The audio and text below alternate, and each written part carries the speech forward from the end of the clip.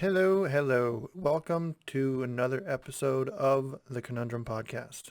This week, my guest is the always entertaining Jimmy MacKinley.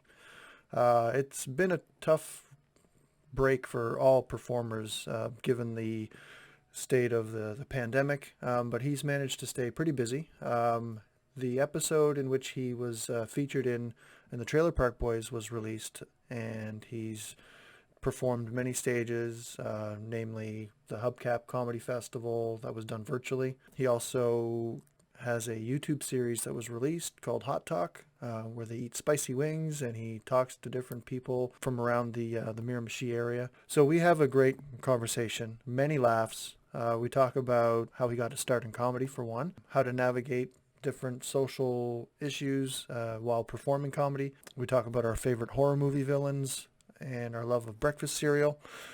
And that we hope one day, maybe if we're lucky, 90s fashion will make a comeback with Aikido lockup jeans. I don't want to give it all away. It's a great time, and I really hope you enjoy my conversation with Jimmy MacKinley.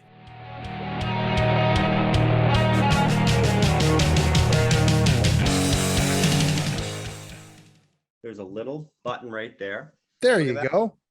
So I literally just got home. I did not make my bed, and I live in a bachelor apartment. I'm wearing a toque right now. We're As both. am I. Yeah, didn't dress up for this. So sorry. And my bed is visible in the back, and I'm going to be looking. I never know where to look on these things. Everyone thinks it's like FaceTime. It's normal now. So it's, anyway, thank you for having me. And I appreciate you giving me some time on your podcast. No, man, thank you for doing it. I was kind of nervous about asking you to do it because I mean, usually I talk to musicians and Yeah, but there is a strong parallel between comedians and musicians, I think. So,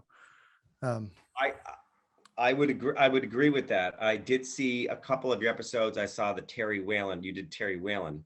Yeah. Did Terry Whalen. Yeah. Yeah. No. Good chat. And I enjoyed that. Yeah. I've interviewed him as well on a little show I was doing.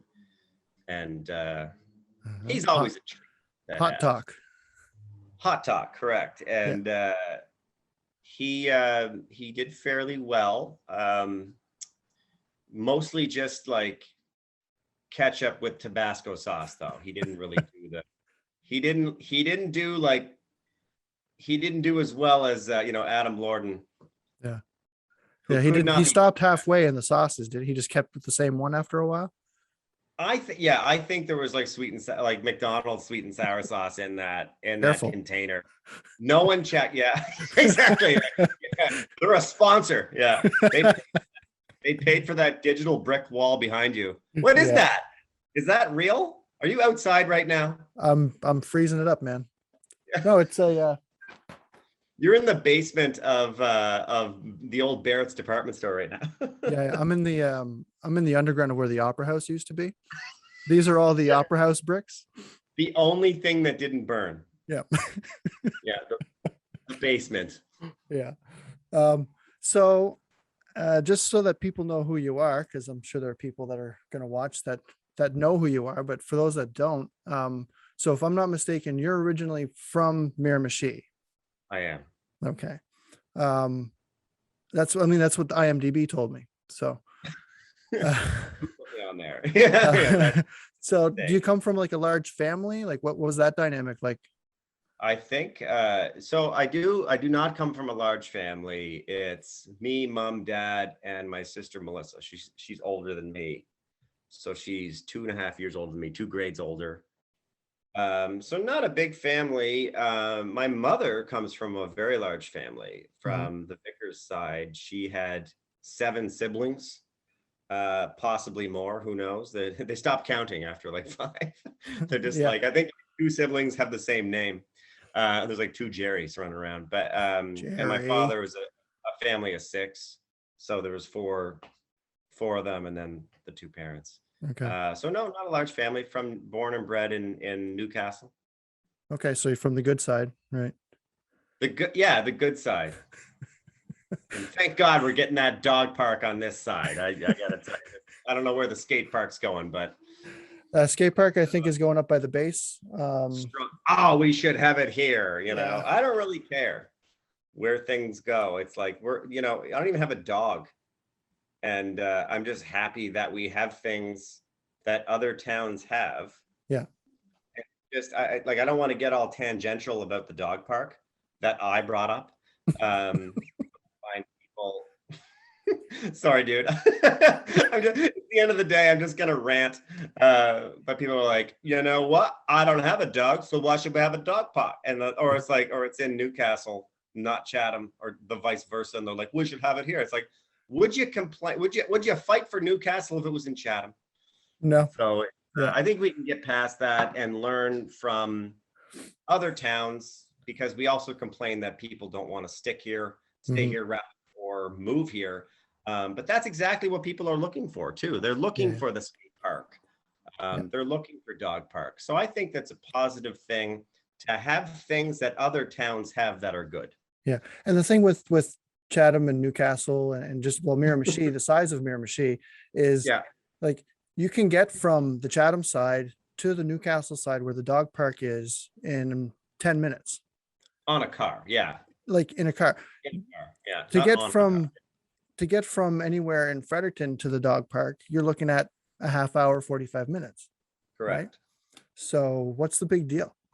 Well, you're stopping at 3 breweries on the way in the Fredericton. They're like, well, I might as well go stop at Greystone for 31 minutes with my dog. With my dog, yeah. What's your opinion on the dog friendly? Like everything, they're like, you know what? No, I love dogs, and I spent the past week. My girlfriend and I, we lived in Chatham at my friend Kevin's house. And he looked after his dogs. Super easy dogs to look after, elderly dogs, very nice dogs. But yeah, like I don't know if I would bring an untrained animal. They're like, oh, bring your dog. And it's like, yeah, we're talking about the dog that's 13. Yeah, no, there's strict rules at the dog park. Like if your dog's untrained or if they dig in, or, if they dig anywhere, stuff like that, you've got to get them out. Yeah, it's the same thing with any sentient being, I would think. Right. Like if I had a kid who did not know who just like ripped, like just anything he saw, he destroyed, I would not bring that kid anywhere until he learned how, or she. Exactly. Yeah. And the onus is on the owner to, take care of that. So, yeah. But the dog park is, it's up and running. Well, it was up and running. I heard that it's actually closing down now that the snow is coming. They love snow. So I guess they're not going to be plowing it. I don't know.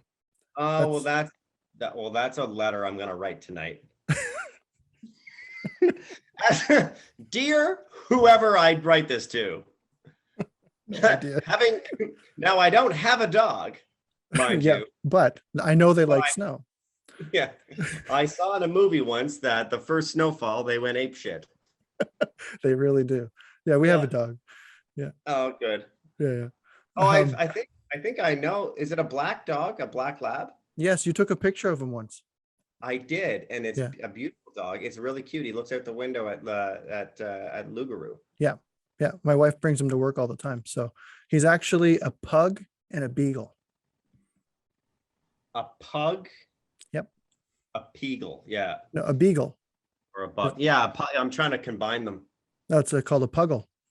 A pug. Is that what it's called? Yeah, that's what it's called. I think I like that combination of dog. Yeah. Oh, he's a great dog. Mm-hmm. Yeah. Super chill. He's got high anxiety though, like super high. I can tell. Anxiety. Yeah. So when I snapped the picture quick, and I was gonna snap a picture of him. What's his name? Rocky. Yeah. And I was gonna snap a picture of him the other day, but then a large group of people were wondering what I was doing with the camera, and then they came and then scared him, and he ran. He ran all the way upstairs. He ran like halfway up and then looked back. Well, he wanted to make sure people were following him. Well, yeah, but they couldn't because there was a glass door. But he doesn't know that. Well, Dogs know there's a glass door. He was licking it before I arrived. Yeah. So you were a teacher before you were a comic, right? Not? Yeah. So I done many different jobs, mostly supply teaching, but yes, a teacher as well. Mhm. I worked for a company that taught skill-based training on indigenous community indigenous communities all over New Brunswick years ago. Before that, I was a supply teacher from 2007 to 2010 here, District 16, Anglophone North, and I did a brief stint of supply teaching and long-term supply, just to use my science degree at least once after UNB in 2018. But for the bulk of my adult life, I was doing working for tech companies, working for IBM. I worked for a company called Radian 6 Heard in of them? Yeah. Fredericton. Yeah, so I was in Fredericton for many years. I was there all throughout my university career, 2002 to 2007. And then I was home supply teaching. Then I went back to work in the tech sector as like sales guys, or not sales, but like post-sale account management, customer success management, customer support training, things like that until 2018. And then I came back here, supply taught a little bit, but I've been doing comedy since 2011. So I went up on stage a little over 10 years ago now. Wow. 10 years, it wouldn't have been cool 10 years ago tonight. Oh my God. Well, 10 years ago, maybe when this airs, I don't know. Oh yeah, it's not actually live. Yeah. No, we're not. Yeah, we're not live stream. This is it. Yeah, this is the year 2041 now. Hopefully Jimmy makes his bed. Yeah. Yeah. Yeah.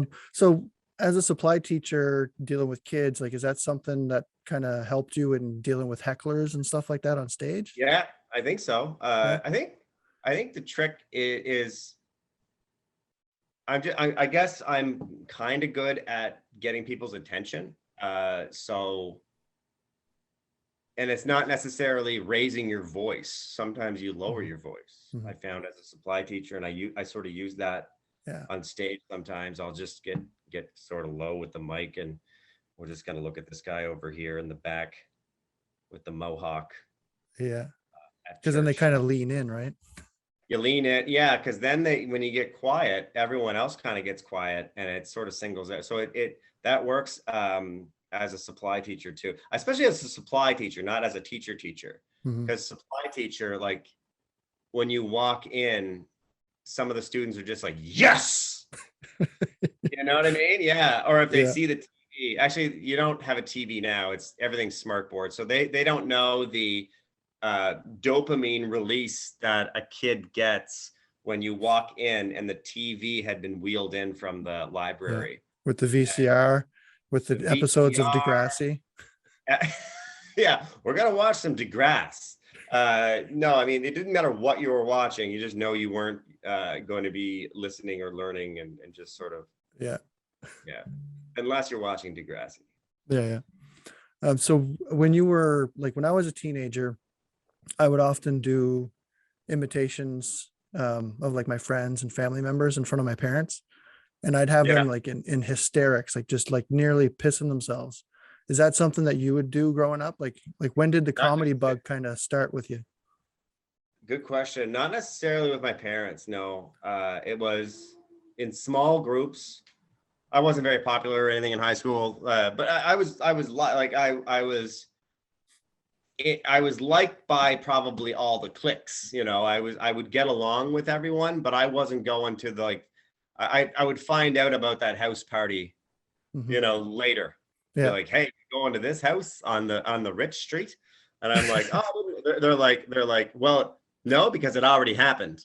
You know, I'd be like, oh, no, I would have loved to have gone had it not happened. Now it's in the past.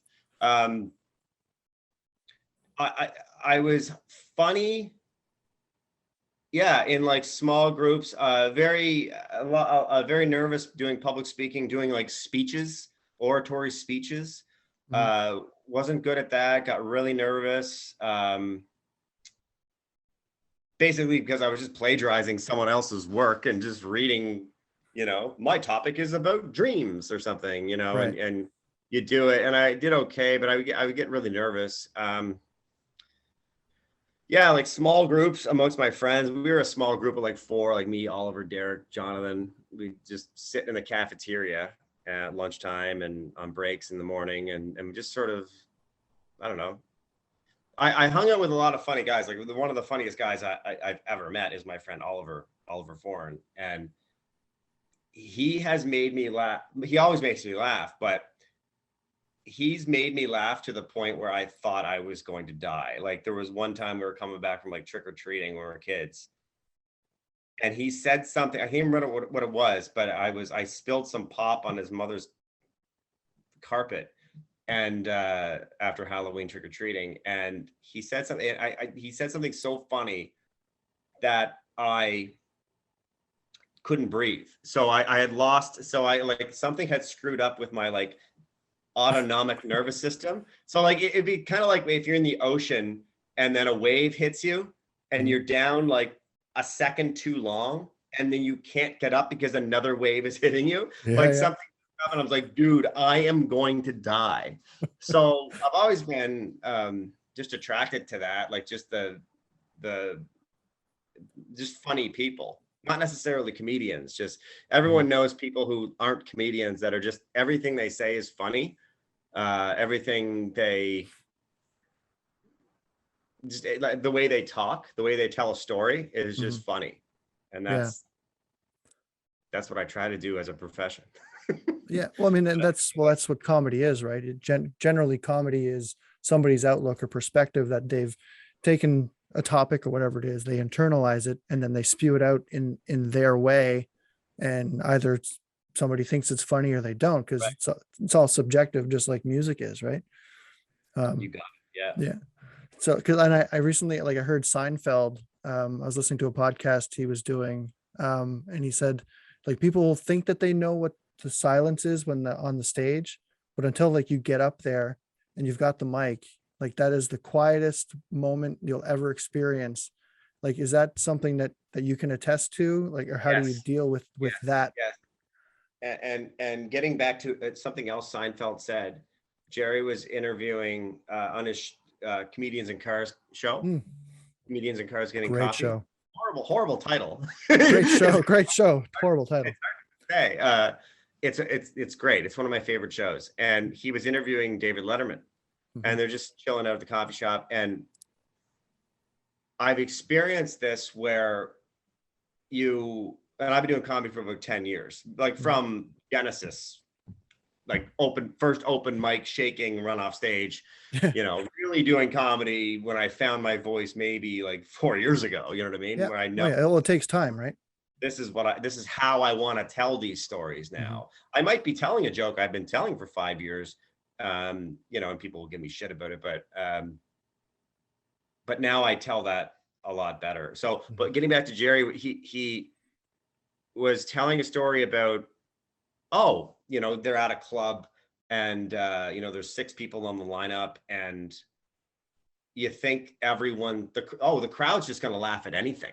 They're there, they're laughing at everything. And then Jerry says, then you go out and you realize very quickly when you take the mic out of the stand, and sometimes it's hard to get it out, and you get it, and then, you realize they're not laughing at all. Yeah. They're like, if you're a famous headliner like Jerry Seinfeld, like you'll get a little bit off the top they'll just laugh at anything off the top.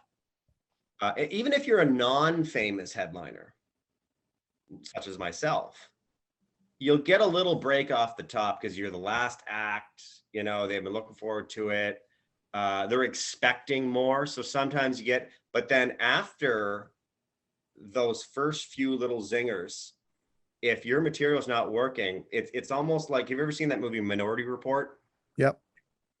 The Tom Cruise movie. So where they erase a memory, like they'll erase the precogs memories from the past so that they don't repeat the same, so they don't tell you to go solve the same murder that they already solved. So they'll erase a deja vu or something like that. They said, so they just basically, the audience will just laugh and then they reset and go back to just Minority Report. And you're like, okay, now you got to be funny again and again and again and again and again. So they're not laughing at it. And sometimes you're like, oh, that crowd's laughing at everything. They've never seen a comedy show here in Ridgebuckdale before. And it's pretty much the same every place. You have to be funny. You're either funny or you're not. They don't care about how they don't care about if you've been on Family Feud or I don't know why I said Family Feud. That would be a show that a comedian would perform on. I don't care if you've done The Price is Right 5 times. You're not gonna kill in Petit Rocher, New Brunswick at the bed and breakfast. But but it doesn't matter what you've done. You just laughter is involuntary, right? So it's something that it's kind of like a sneeze, where if you're not funny, and you can tell a fake laugh too. If you get your friends there, man, laugh at everything, and it's like it's not. I would rather hear dead silence. I would rather hear my own cells dividing. I'd rather hear my choices than my cousin fake laughing. Yeah. Oh yeah. Well, I mean, and it's the same thing like as a band, like you get up on stage and if the crowd's not into it, you can tell pretty quick. And then there's the ones that are after the show, they'll come up to you and be like, oh, that was a great set. And you're like, no, I saw you over there. You were kind of like totally zoned out. Like, yeah, you can tell. Yeah. Oh, people won't even look at you if you bomb. If you like at corporate gigs or at you're just not feeling it that night, and you don't do well, and you come off stage and all you want to do is just go home, and then people just won't. They're talking to all the other comedians and they're not talking. You're like, oh God. And then there's the expectation that you have to be funny off stage too, right? Yeah, exactly. And that 100%, man. Yeah. And oh, you're a comedian. No, you're okay. Tell me a joke. Oh, that. Yeah. Hey, you're a drummer. Yeah. yeah. Play something. Yeah. Do you drum or do you play are you a drummer? Yeah. You're the drummer. Yeah. You're the drummer. Yeah. Right. And just take these sticks and I'm like, what do you do? They're like, I'm a welder. I said, weld that chair to that lamp right now. Work for me. Yeah. But no, it is an odd request when they say, really? Tell me a joke. Yeah. Or when I was working at IBM, people would awkwardly introduce me as he's our comedian, and it's done it comes from a good place. Right? Yeah, no, and my buddy Darren, like he's like, oh, here's Jimmy, but no one really knows I'm a comedian. Like they might know here a little bit and maybe New Brunswick a little bit, but 5 years ago in IBM, when I didn't even know what I was selling, and I'm just like going to the kitchen to get a granola bar, and it's done in with the best of intentions. Yeah, and they're just like, yeah, it's Jimmy, he's the comedian, and the people that they're introducing me to, they have no idea what, like, they're like, okay, like they don't know that I actually on the weekends travel to a place, tell jokes for an hour, 20 minutes to an hour, and get paid for it a little bit. And they don't take it seriously, and I think that a lot of people don't take it. Like there's a lot of people that employ me that do take it seriously. They pay you up front and that. But I think a lot of it just because it looks like such a fun thing. So if you're going out to see a show, most people at a show are not working. They're there to see the show. Mm-hmm. So they're all having fun. It's Friday night. They don't have to work the next day, long weekend. Saturday night's even better. But for so that maybe the sense of urgency to pay a performer can sometimes, I don't even know how we got on this topic, but can sometimes, and you might be able to relate to this as well, where it's like, oh, we'll just e-transfer you 2 weeks from now. And it's like, well, I kind of, and back a few years ago when I was kind of hurting for money, you'd be like, okay, well, I need, like, I'm going to live with you until you e-transfer that, because I don't have the gas money to get home. Car Yeah. from St. John to make it back to, and you might be able to blame that on me for not doing the contract upright, but right now I would send a contract to my dead grandmother for a comedy Okay. show. Yeah. You gotta send it. Yeah, you The- have to have it on, especially with COVID too. mhm. You Yeah. gotta have it in place because I've had so many cancellations, and it's not so bad anymore. But when you have 6 book shows sold out, and then you go Mhm. orange, and then you didn't properly do the contract up to secure something for yourself up front, Okay. due to postponement, and it's been I don't know why I'm talking about this right now, but it's No, it's this is a a it's a fucked up. Yeah, sorry about the language. Can I no. say? Yeah, you Yeah. can say fuck. Yeah. Am I allowed to say the word fuck? Yeah. Yeah. Uh, it's a fucked up time, man. It's a fucked up time for everyone. I'm not saying performers are the only one affected or anything, but it's Yeah.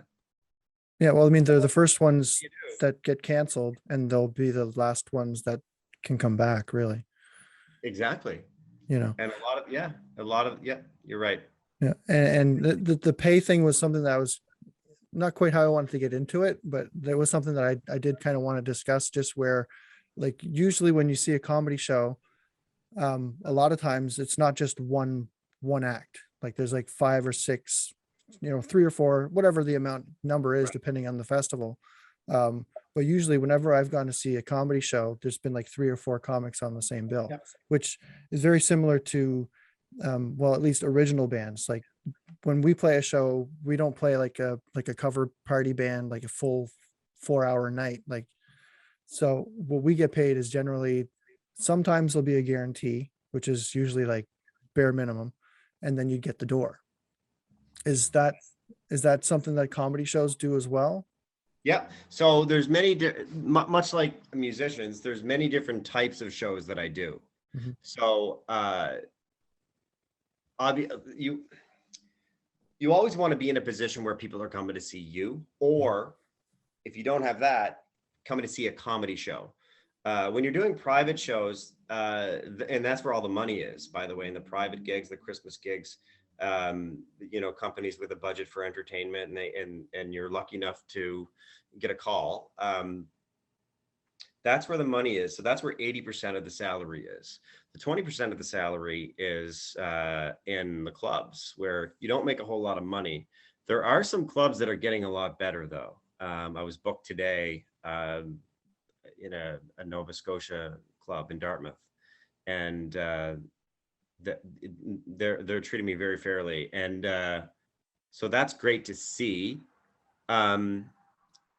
I used to say the club shows are the fun shows, where you save up all your money from your corporate gigs and your ticketed events, Mhm. where you get 100% of the door, or you have a good percentage of the door, Right. and go home. Those gigs, if you're fortunate enough to get them, you save those money to do the comedy club shows. And I mean, I'm not trying to talk ill of any comedy clubs here. But I mean, the comedy clubs, they can't afford, especially No. now, they Yeah. can't afford to pay you $500 a night. They can't afford to pay you $300 a night for a show and hotel and travel and gas and all that stuff. There's no way in hell they'd be able to do it. So you go and do those shows because they're the funnest of the shows. Mhm. They're probably the smallest paying, but they're the best opportunity. If Yeah. you can get yourself on Yuck Yucks on Richmond Street, Toronto, get a guest spot, 8 minutes. Halifax, there's clubs there. Those are the best shows to do. Mhm. So you need to do all shows. But yeah, I don't even know what the question was now, but making money is good. Making money. Making Yeah. money is good. It allows me to pay for these Tums. This is actually a There you commercial go. for Tums now. Yeah. Yeah. They're But now a sponsor. Yeah.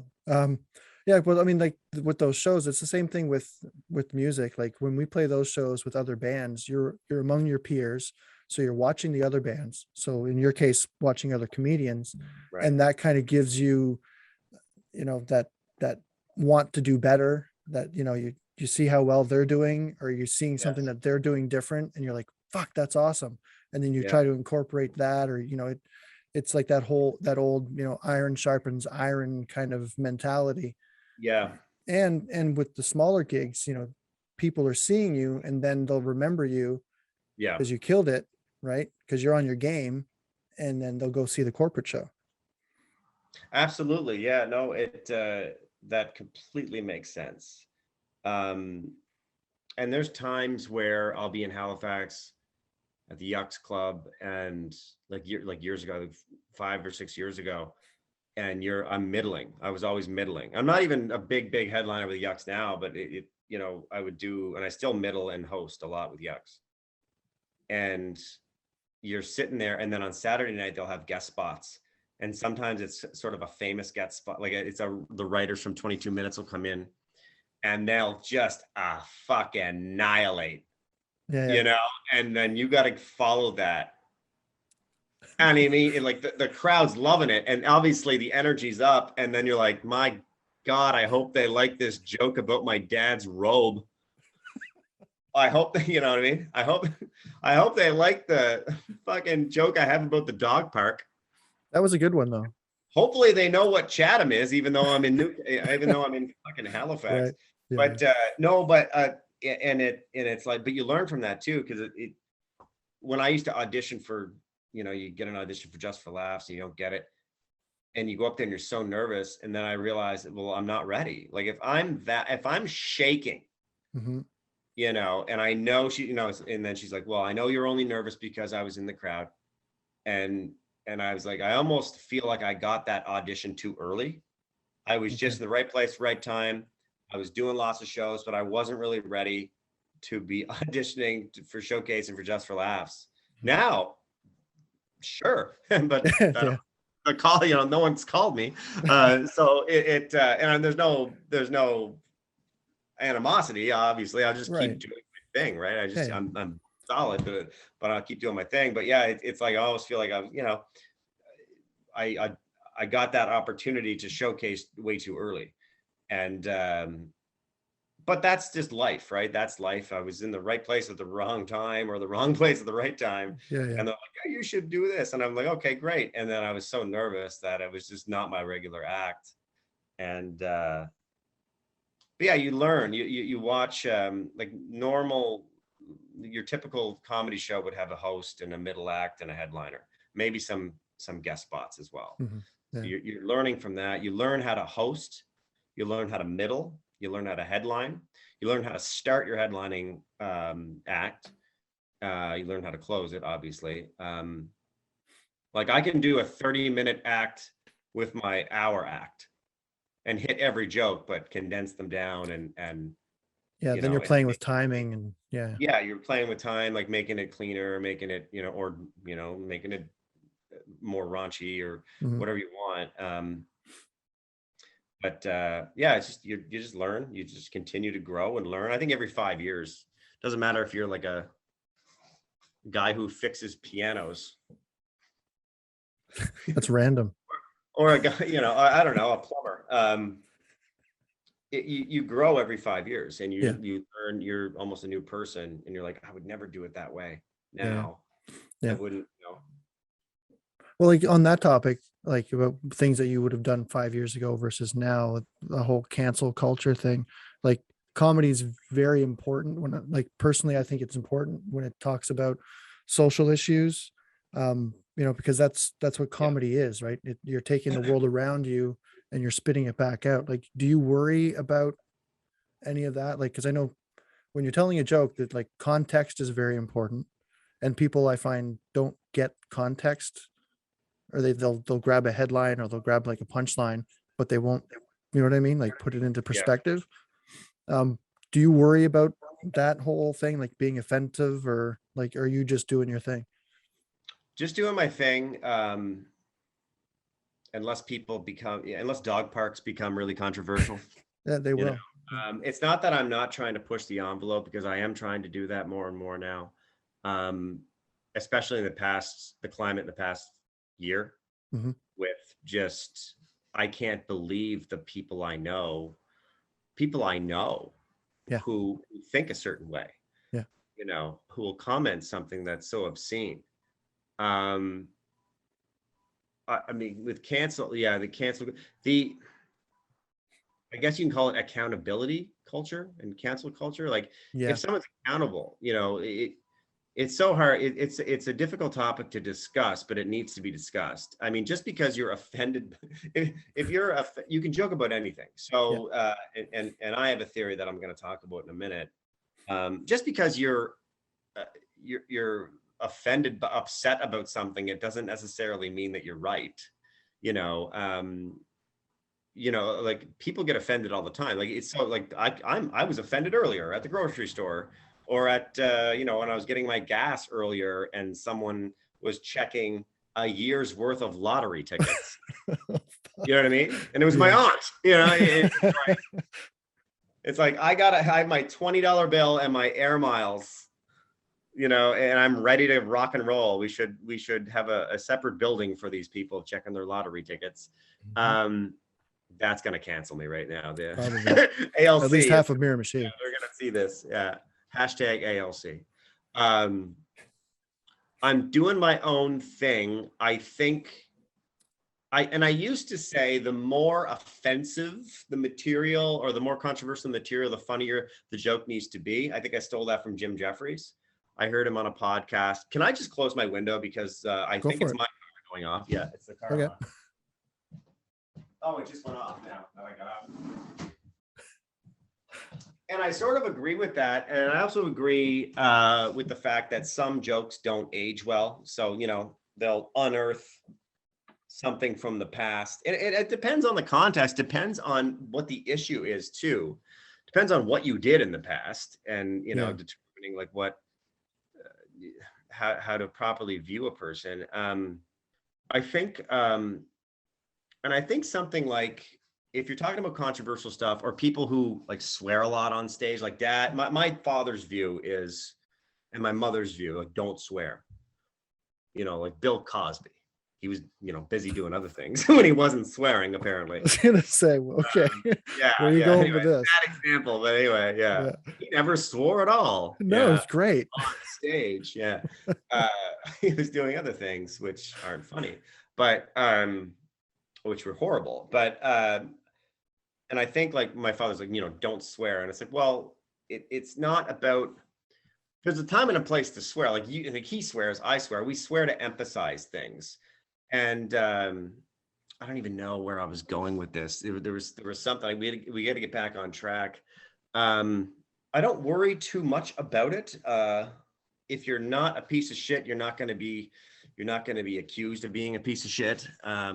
Fair point.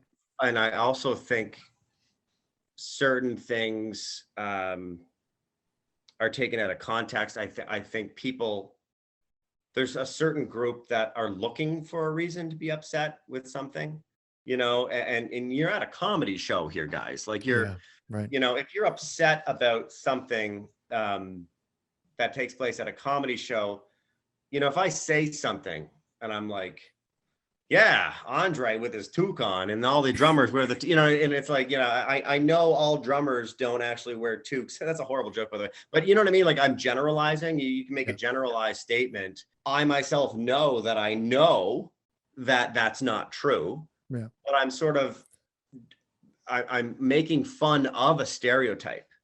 So if you're making fun of a stereotype, you're almost making fun of the people that believe in that stereotype. Yeah.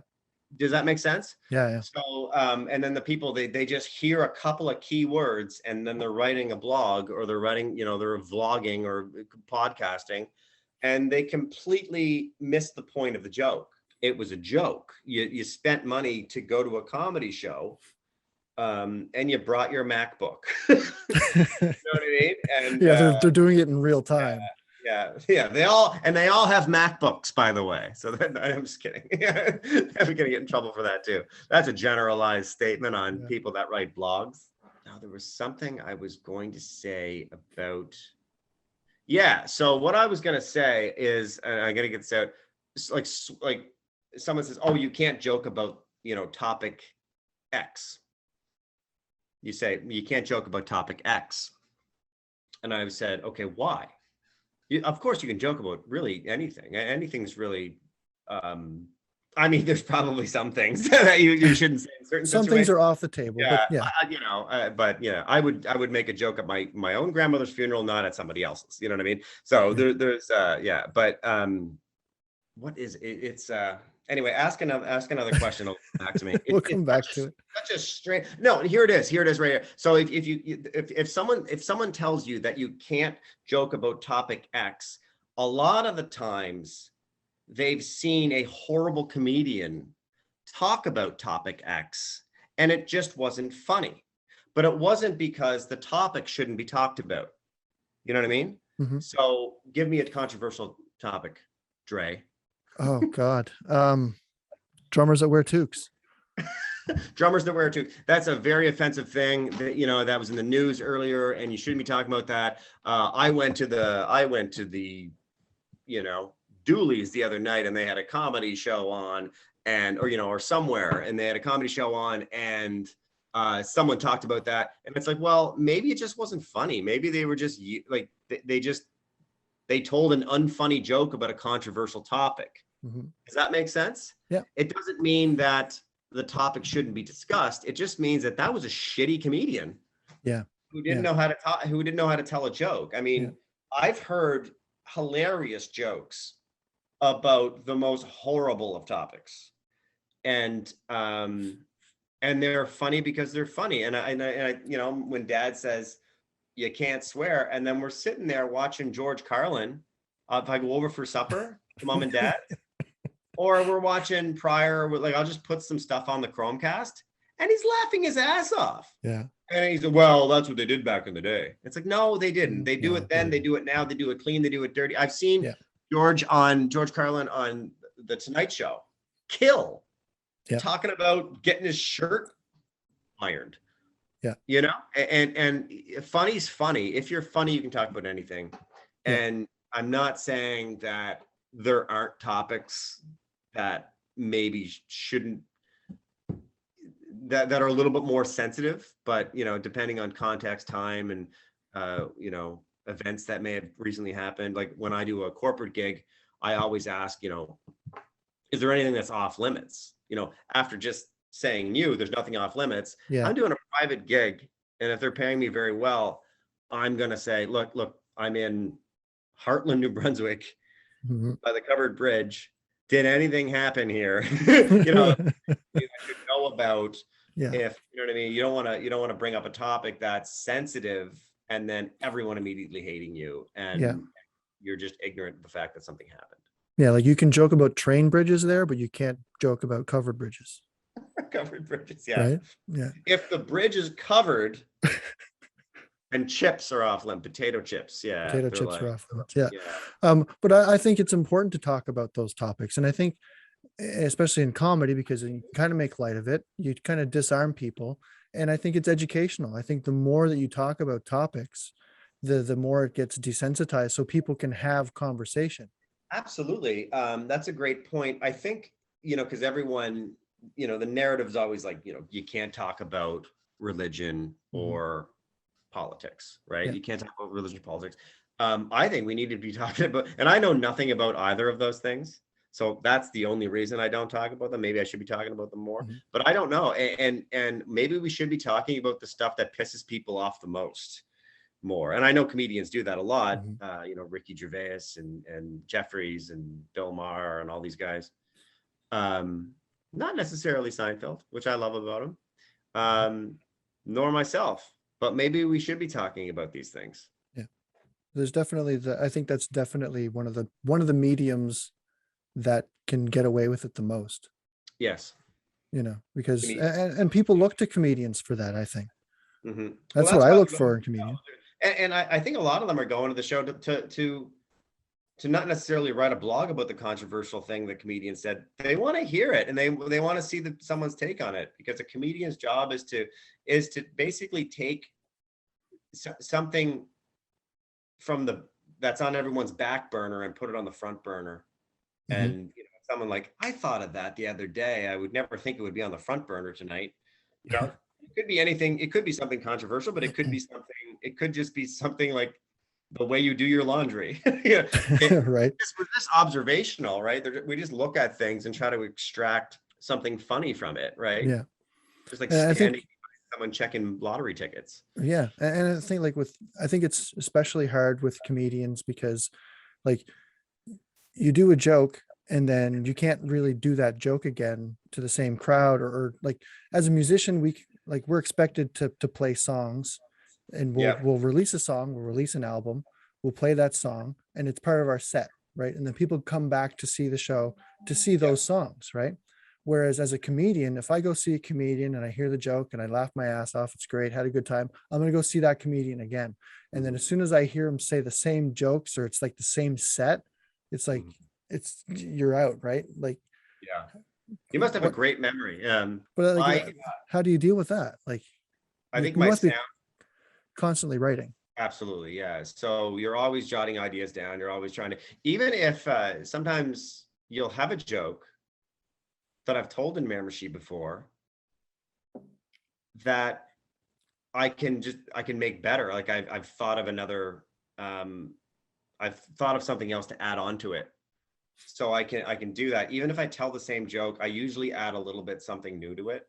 Somebody actually said that the other day. My friend Erin said that. She said, I heard that joke about your Aunt Barb, but there was something different with it, or like a supply teaching joke or something like that. The premise was the same, but I sort of changed up the punchline a little bit. But yeah, you got to be constantly writing. The reason why I have the material I have is because when I first started, I thought I had to be new every week. I thought I had to have this, like it was a once a month show we were doing at Wilser's Room, Fredericton at the Capitol Complex. And I just wrote and wrote and wrote. I would just write down a topic for at the airport. And then I would just jot down funny ideas about me being at the airport and what I've dealt with and how I hate it. And then, or, the KFC double down, or like I just fast food and talk about going to fast food restaurants. And I'm like, what's funny about that? I just kind of copied other comedians. Like, what do they talk about? They talk about that topic. They don't talk about this, they talk about that. And my family. And that's what really shines through is when I sort of poke fun at my family and mom and dad and, setting up their Chromecast or like figuring out what the Wi-Fi password is. Dad calls it Wi-Fi. But that's relatable because everybody has those parents, I know. right? Yeah. And that's what the funny is. And what's great about this town of Miramichi is the fact that when I tell jokes about my parents, like the crowd's either my parents' age or they're my age and they have parents like that. So it's sort of a thing that I found that's niche but universal. Yeah. Niche, universal. Okay. Put that on a fucking tube. Yeah, goddamn drummer. Yeah. So you did the Hubcap Festival online. I did. During the whole pandemic thing. Are they going to be doing that again? Are you going back to that? I hope so. I gotta wait for Robert Gallant to give me a call, but Okay. Or Xavier, my booking agent Xavier, there. We Xavier. We had a great time doing it. It was weird. We recorded most of the show at the Capitol Theater, the beautiful Capitol Theater downtown Moncton on Main Street. Hoping to go back. That'll be coming up January. Okay. Hopefully February, yeah. February. Okay. February, yeah. Because in the news, it was released that you've got a new TV series coming up, the Canoe Project. Project. Yeah. So I'm assuming you're in the midst of writing that now? Yes. So that's what I'll be doing the rest of tonight. I got to read some drafts and make notes. And then you're filming that in Newfoundland, right? We're going to film it in Newfoundland. So it was created by a friend of mine named Mark Harnett, brilliant comedian. I've known him for many, many years. We started, he's been doing comedy longer than me, but we met each other about, 7 or 8 years ago in Fredericton. He was living there. And then he moved off to Newfoundland. He had created this TV show idea about 5 or 6 years ago. I did not know about it. And then it was earlier this year where he said, I'm starting to pitch this show to some broadcasters in Newfoundland and then also with Bell Canada. And I think they actually liked the idea. And I was like, oh, really? And he had written this part for me 5 years ago, which is flattering. And so anyway, things just sort of fell into place, and Bell, we had a series of meetings with them, and they told us that they were going to greenlight the show and finance it. And we're very thankful that they're able to allow us to tell a story. It's a comedy series. It's a sitcom with Indigenous roots as well. There's a lot of Indigenous people on both sides of the camera. Okay. Mark himself is Indigenous. Our director is, producers. We're going to be, it's going to be a fun project to work on. Okay. So if you're filming that, so you'll be moving to Newfoundland for a time then? Just for the day. Yeah. So it won't be a permanent thing. So I'm going to be, we're working that out now. It'll be less than 2 weeks. So we're going to try to knock out, okay, 6 to 8 to 10 episodes. Those are going to be some long days. They're going to be long. Yeah. So they're not, yeah. So they're going to be fun, but they're going to be long. It'll be up in the morning and midnight, after post midnight, probably to bed. But I think it'll be worth it in the end. We have a great team. Our director, Patrick Condon, he's producing it as well, handling a lot of stuff that I don't know how to handle with money, right, and with hiring and casting and stuff like that. So he's done tons and tons of stuff. We just hired another producer as well, Carrie Oki, and she is such a phenomenal person and just way smarter than me with television stuff. So like, she's asking questions that I'm like, I would never think, you know what I mean? It's like, I would never think to ask that. And so we have a really great creative team, and we're putting everything together now, and we're hoping to start filming in April, late March, April, Newfoundland. I love Newfoundland. I can't wait to go back. I've never gone there for anything like this. So have you been to Newfoundland? Yeah. I spent a week there when I was working for a tech company. That went over there for a week for training. Stayed right in St. John's at a bed and breakfast. Yeah, it was like phenomenal. And I discovered Smokes Poutine that week. No, oh, they're there. Is that where they're from? Yeah, they're right down. I don't know if they're from there, but they had a restaurant there. They had one, yeah. I ate that literally every day, twice a day. How do you lie?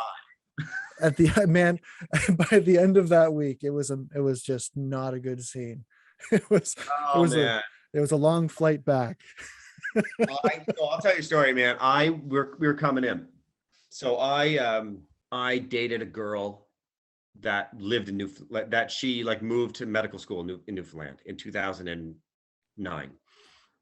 We didn't date very long. It was like a little brief romance, and then she's like, "I'm going to medical school," and I went, "What?" And then that was my exact reaction. And then so she went, and then we had continued the relationship. You know, you hang on to something, and then she's like, "Well, come visit." So I went to go visit in March break of, I don't know, must have been 2008, 2009, I don't know.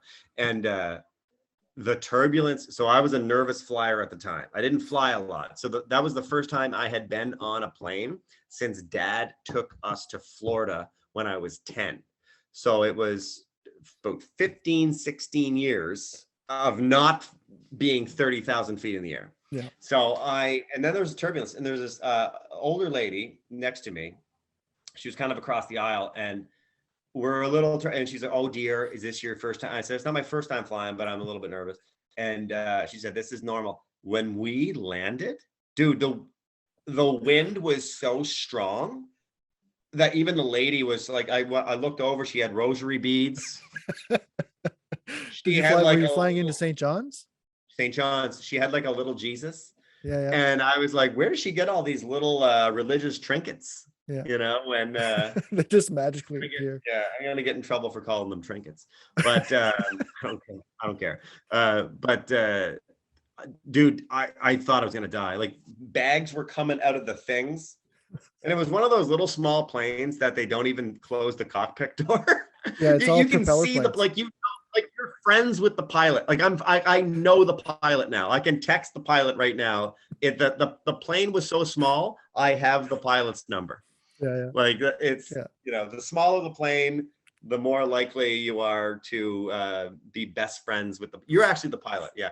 Yeah. Halfway through, I'm taking a Yeah, piss break. that'd You be a go fly great the plane. ending to the show. It'd be like, and I'm the pilot.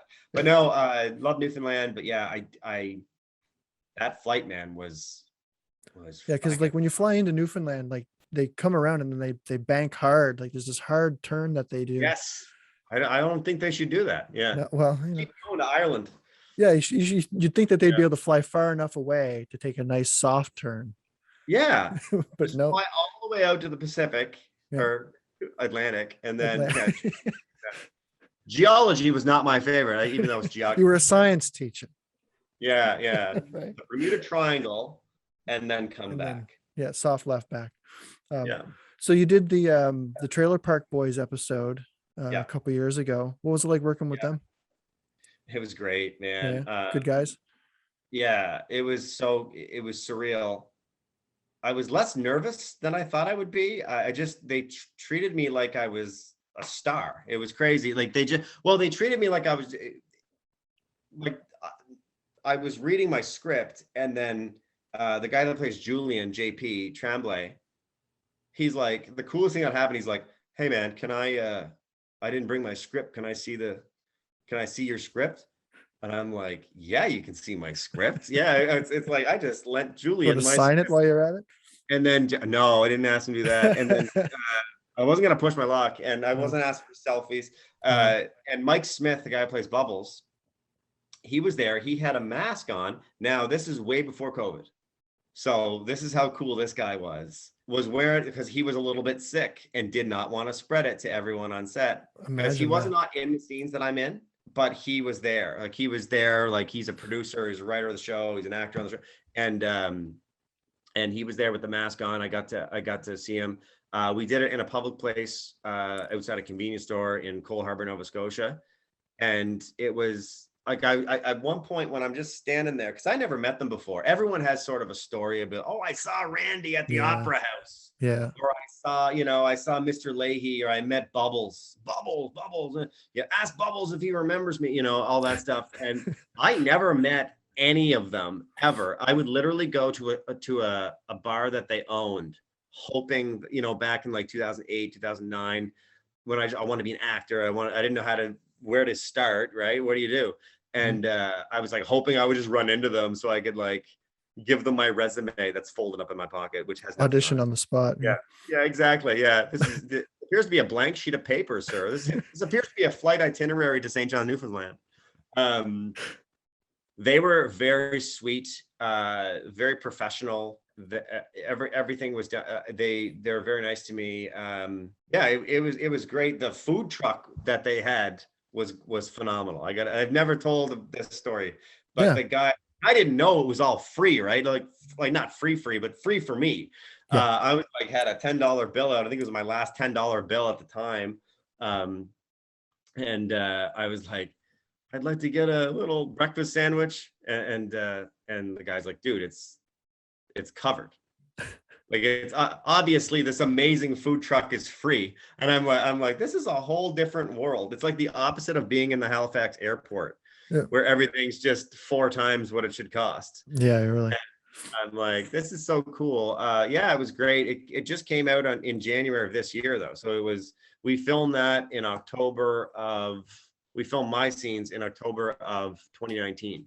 And I didn't see it. Like, my mother like gave up hope that it was probably forgot about it. Oh, I thought I was going to get cut out or something. I was like, well, maybe. When enough time goes by and enough pandemics happen, you think, well, maybe they just rewrote the episode and I was trimmed down to just like half of my curl is in the, but the part I played was it was a small part, but it was an important part. So I was always hopeful that I wouldn't, because I announced it, man. I was excited. I was bragging about it. I was like, man, I'm on Trailer Park Boys. And then I was like, shit, I hope it fucking comes out. Because if it doesn't, then, I'm going to have to, like Joey on Friends. Remember when he got cut out of the Law and Order, and he goes to the apartment next door and to film the scene and puts it in the VCR for his grandma. Yeah. Chandler's like, you could at least change your shirt. I know. I went to see it twice and I caught you in the act. going to see Yeah. Halloween Kills. Yes. You knew this was coming up. Oh, So I specifically told you that we have to talk about it. well, that's how you knew. I don't want to talk So about you've Halloween. always been a fan of horror? Like, is that something that Yes. you, yeah? 100%. Yeah. I don't know why. A lot of comedians are too. Yeah. It's weird. I mean, a lot of the writers of the new Halloween franchise are, Comedians.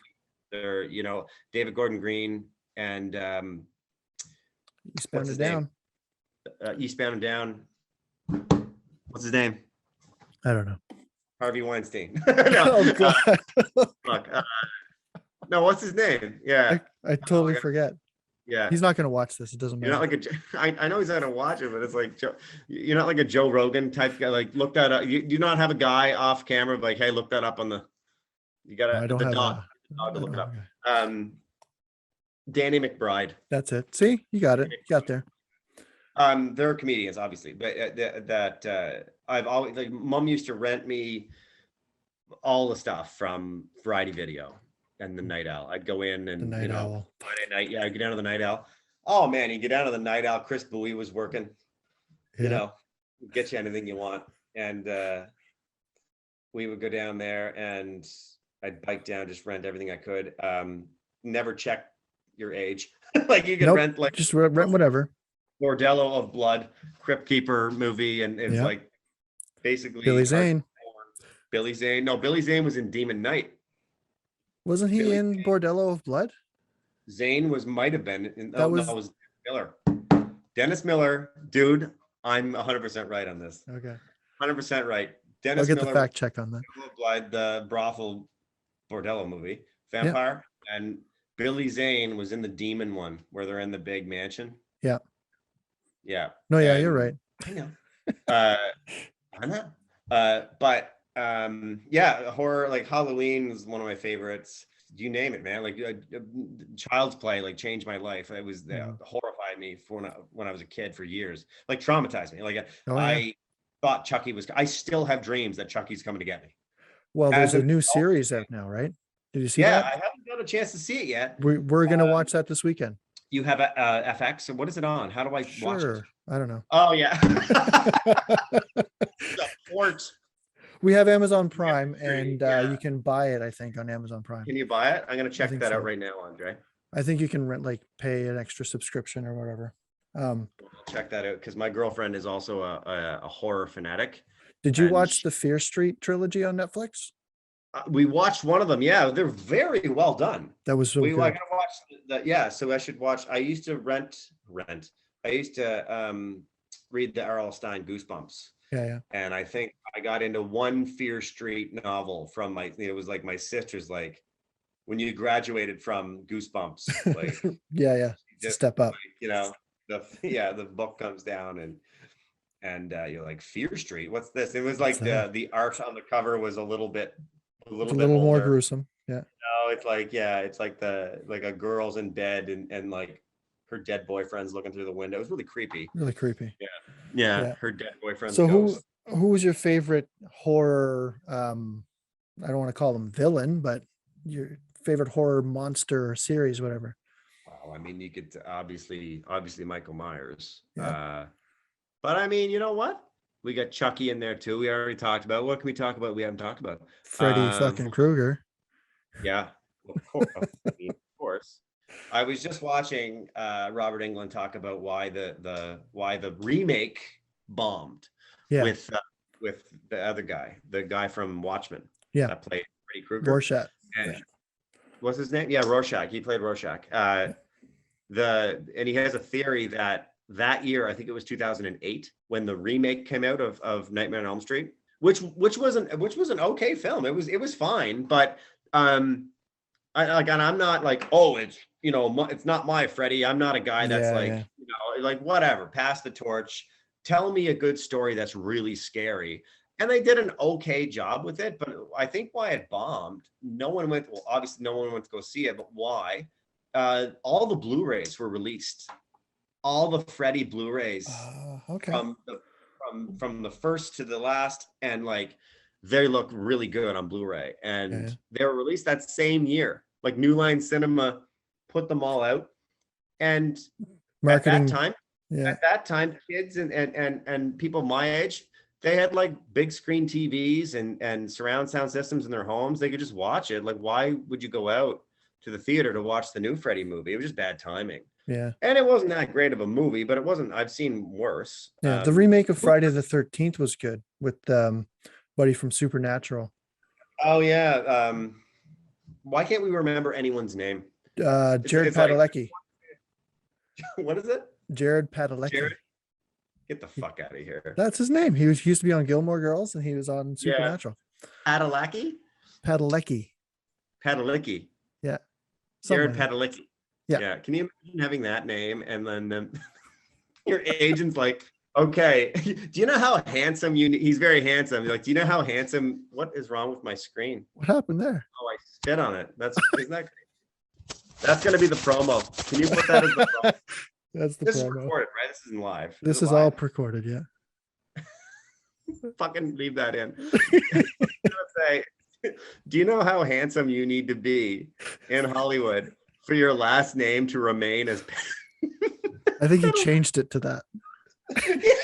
He's like, you know what?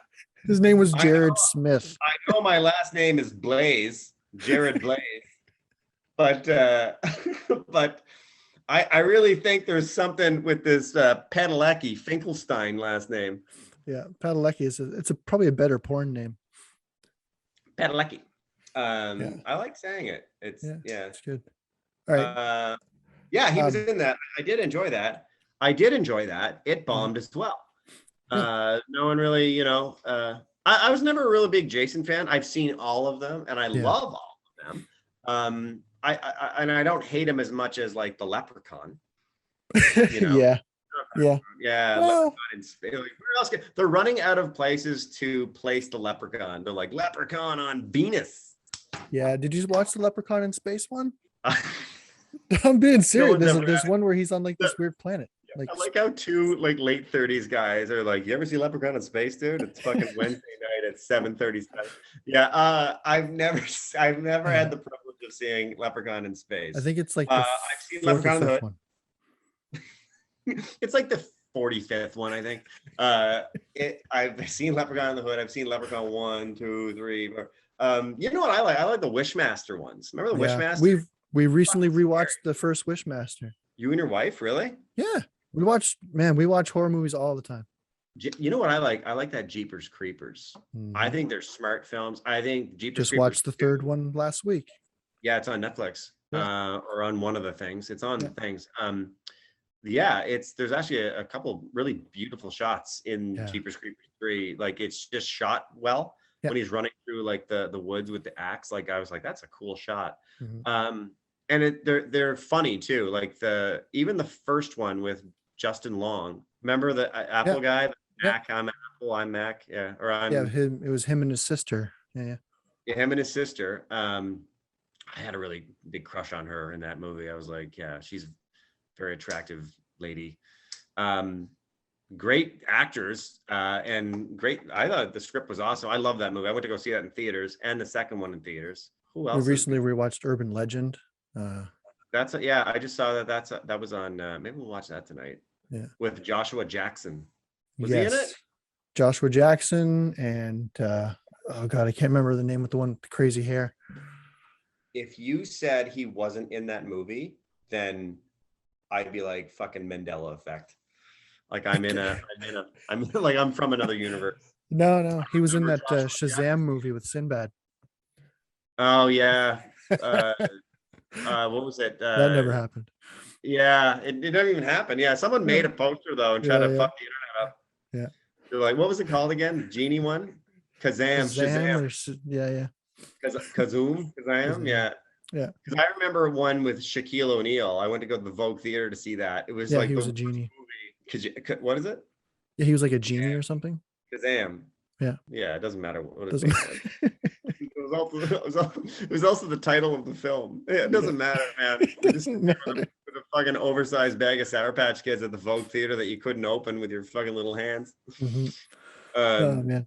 Who else are your favorite monster movies? Like monster. Well, Michael Myers has always been hands down my favorite. I haven't watched the Rob Zombie ones. You I have probably not? should. They're I not probably good. should, but I don't like I heard about what it like. It kind of goes into the backstory and all this other stuff, and I kind of like him just as being the shape, like the way that they've kind of redone it. Of course. I like that story. Of course. Um, They're not good. I don't need to know that his mother was a stripper, and right? that's you don't want to sympathize with Michael. The last thing I want to do is sympathize with Michael Myers. Yeah. And what I liked about the new one is they brought back the fear of just, when you're like downstairs in the basement and like you don't know where the light switch is, like that level of like where is there Right. someone standing right there? It was like that, and I think it got a lot of shitty reviews, and I think I have a theory why. I think it's because, well, it's an incomplete story. It's a trilogy, Well, that's and just it. they're like, oh, if you expected more character development, like the first one, the 2018 one, Hmm. which is technically the second one, Yeah. you're not going to get that with this one because it is an incomplete story because Halloween Ends is coming out next year, I believe. So it's Yeah. not weird that it's an incomplete, underdeveloped story, and Laurie Strode's not in it that much, Mhm. but she doesn't need to be. She's an injured elderly woman in the Right. movie. And I call bullshit on that, because you ask anyone what their favorite Star Wars movie is, and 9 times out of 10, it's Empire Strikes Back. Yeah, That's an incomplete story. that's It's in its own little condensed thing, but yeah. in the grand No, I scheme, think it's we're incomplete. agreeing. I think we're agreeing. I'm trying to. I'm in favor of the film. I really liked it. I like the flashback scenes that they did. Yeah. I don't want to spoil it for anybody. Well, this this will come out after Christmas. But I loved what they did. It looked like the John Carpenter film. Yeah, it looked and it felt like it. Yeah, it looked it like it felt like it. Um, I loved it. Yeah, I really really liked it. I've watched it since you and I saw it in theaters. Mhm. We saw it in theaters twice. Yeah, You saw it twice in one day, I did. which is unhealthy. Yeah, Well, I had to. yeah. You went with your I went with my wife for the matinee, and wife. then my son and his buddies wanted to go, and Yeah, they're 17, so they needed, a chaperone. And I was like, well, right. I'll go do it. Exactly. Yeah. Yeah. Well, it was great. And I'd go see it again. You know what? Let's put it on right now and watch it during the. Let's just watch it together. Let's do a join cast. Yeah, I left. Yeah, I don't know where my charger is for my computer, so it might die. All right. Well, we're going to wrap this up real quick, but I do have some quick questions for you. These are really important, so you hope you get them right. Okay. So first question is always cake or pie? 100% cake. Wow, 100%. you're the Cupcake. first. You're the first Really? cake. Yeah. I fucking hate pie. Oh God. Fuck pie. No, Okay, I don't that like hurts. it. I mean, I'll eat it. I'm not gonna like throw it back at my mother's face. Like you do. You know how you Yeah. throw food at your mother. Yeah. Yeah, always. Still. All right. Cake. All 100%. right. Doesn't matter Cake. what kind of cake. Potato or tortilla chips? Oh, tortilla. I find potato chips are too heavy. I'm full before my entree comes. If Kara and I are having, there's no like, oh, we upgraded you to the potato nacho. It's like, okay, I'm gonna eat one and I'm gonna be full for the rest of the night and a little bit gassy. Yeah. Okay. That's fair. Who's your favorite on SNL? Oh well, low hanging fruit, Norm Macdonald. I like that. I like that Kate McKinnon, man. Kate Yeah. McKinnon, she Yeah. is hilarious. Kate McKinnon, man, she's awesome. I'm gonna say Kate. Okay, cool. Yeah. 80s or 90s fashion? Fuck, both are horrible. So I'm gonna go late 80s or you know what? I'm gonna say 90s because I had a pair of jeans in the 90s that nobody remembers, and I think I might be from another universe. Ikeda Lockups? lockups. If you fucking stood up and you were wearing a pair, you're not even wearing pants right now. I'm not wearing But pants. you had a fucking pair of Ikeda lockup jeans on right now, man. The internet, like nothing would work. Okay.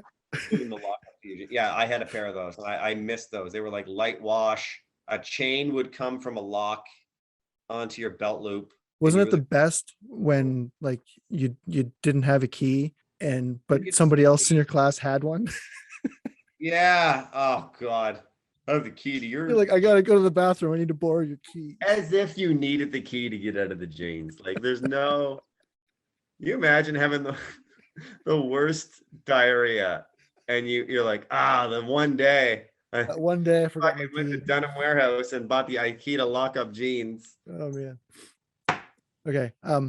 Have you ever worn or owned a pair of Wolverine deck shoes? Describe what they are. I don't know what those are.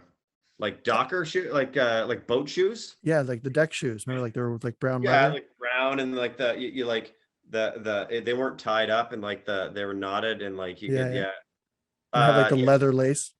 Yeah, and the lace kind of wrapped around the shoe. Yeah, I have. Okay. I don't know why. I never liked those shoes. Yeah. They're coming back, and they don't look good on anyone. Agreed. My mom used to work at the Kent Shoes back in the day, and she'd Nice. always show up with a pair. I'm like, what are you doing? Anyway. Yeah. Okay. If you could eat, okay, no, wait. Let me rephrase that. What is your favorite breakfast cereal and why is it shredded wheat? How do you know that? It's Shreddies. Okay. That's so weird. I had a bowl the other day. I don't eat a lot of cereal now because if I did, I'd be 9 million pounds. It's such a hard. It's like, what's your favorite movie? I love cereal, and I know I'm old enough to be eating. I should be eating like Vector or something adult. And I don't even like Fruity Pebbles, but I'm always on the hunt for them. Mm-hmm. And I can't eat Cinnamon Toast Crunch anymore. Have you had a bowl of that as an adult? It's too much sweetness. It's way too much. I can't eat it. It almost makes me nauseated. I love a bowl of Shreddies, man. That's so weird. Not shredded wheat, like not like the big. Remember like the big pillow? Yeah, like your grandfather would be eating it, and you're like, and it's just fucking. He's breaking it apart, and then added milk to it, and it's like, what are you eating, Clyde? I'm looking forward to buying a box of that this weekend. So you do like that, the shredded wheat? I do wheat, like that. Yeah. I do like shredded wheat, and it's kind of like Shreddies, but yeah, it's weird that you said that because I was dog sitting and they bought me, the people I was dog sitting, they left me a box of Shreddies because they know I like Shreddies. Wow. Don't even put sugar on anymore. It's like I don't even need it. Don't even need it.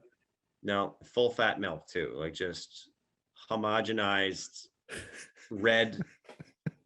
Red Northumberland. Yeah, you got to get the full fat. You don't want to extract the fat from your milk. Mm-hmm. See, I'm big on nut milk. No. That sounded funnier after I said it. Yeah, like that's almond and oat milk. That's like nut. What is nut milk? Oh, nut.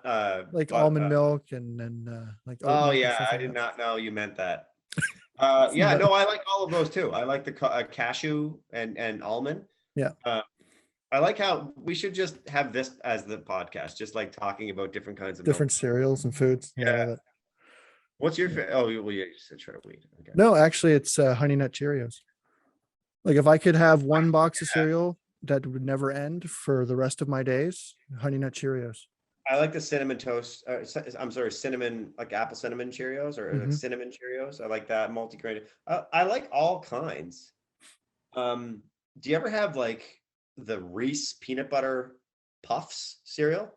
Man, I did, and no one. That should not exist. Like I don't know. Timbit cereal. Proved no by and they have the audacity to put whole grain or like the little heart check, the little fucking. It's like General Mills that makes it or something like that. Gives you like 7 essential nutrients. There's like, yeah, well, like if you have something extremely unhealthy and then just add vitamins to it, it doesn't make that thing healthy. It's like it's really unhealthy plus added shit. Yeah, it doesn't make any. Awesome. Well, this has been awesome, man. Man, a lot of fun. So thankful. And I'm so glad that we did this because I had a blast. Yeah, we'll have to do it again because obviously we can talk for another hour on cereal. We've been talking for like an hour and a half. That's crazy. Yeah. I've never done anything for an hour and a half. It goes by so fast. It did. Yeah. Thank you so much for having me, man. Oh, I Have you appreciate it. And I was, like I said, I was nervous asking you to do it, and never be, just, never you be, know, never, ever, ever be nervous to talk to me about anything, man. Um, I'm always available, man. Just let me know, and I'd love to come back. It's always awesome. weird. How do we say goodbye? It's always like, okay, man, you know, No, I you're don't the even know best. how to just call up. You It's gotta like hit when leave you're, twice. Yeah, leave and then leave meeting. it's like when you're talking to a girl on the phone back in high school. It's like, no, you hang up. Yeah, I know. And then your father picks up. He's like, "We're fucking playing bingo." Man, what a great time. What a fun chat. Do check him out. You have to see him do his thing on stage. I know he's got a very busy schedule. I know he's booked solid until the end of 2021. So if you can get your hands on a ticket to any of his events, you won't regret it. Buy a ticket.